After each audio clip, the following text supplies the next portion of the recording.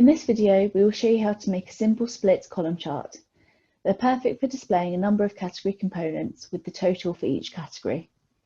Firstly, go to the Automated Excel add-in and select the Split Column template. Then select the cell where you would like to generate the template. Specify the number of time periods to create and specify the number of categories to create. Finally, update the template for the labels and data you require. The charts can either be populated directly or, as shown in this video, linked to existing data.